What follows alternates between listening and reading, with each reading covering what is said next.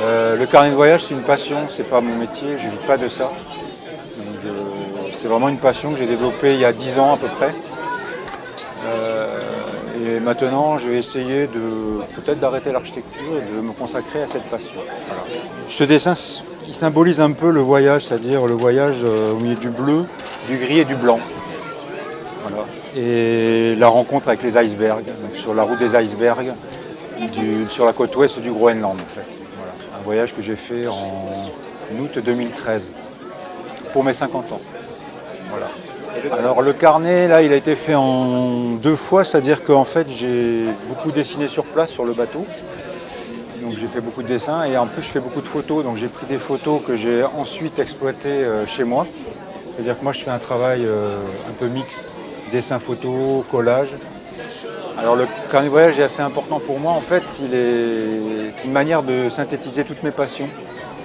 Je me suis rendu compte que le voyage, c'était un élément un peu central. Et autour du voyage, je pouvais développer la photographie, je pouvais développer le dessin, ma passion pour la peinture, la photo.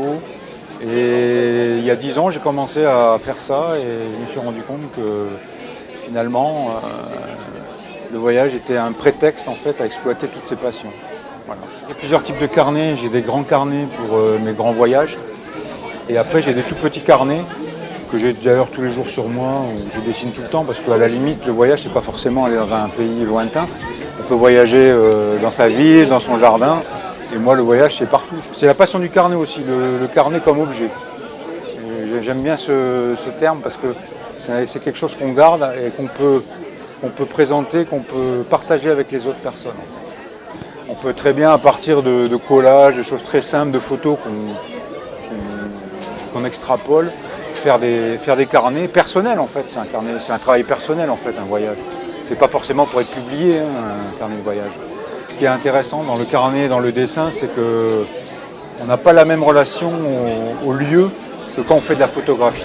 Moi j'ai fait beaucoup de photographie et j'aime bien maintenant me poser et regarder complètement différemment le lieu qu'on découvre en fait. C'est ce qui m'intéresse. Mais je dirais, prenez vos carnets, à vos carnets, et allez-y coller, lâchez-vous. C'est un vrai plaisir. C'est un vrai plaisir personnel. Alors moi, la revue Bout du Monde, j'ai découverte il y a 4-5 ans. Et ce qui m'a intéressé dans cette revue, c'est qu'en fait, elle s'adresse à tout le monde. C'est-à-dire que n'importe qui peut envoyer son carnet ou ses photos, son petit recueil de voyage, n'importe qui l'envoie.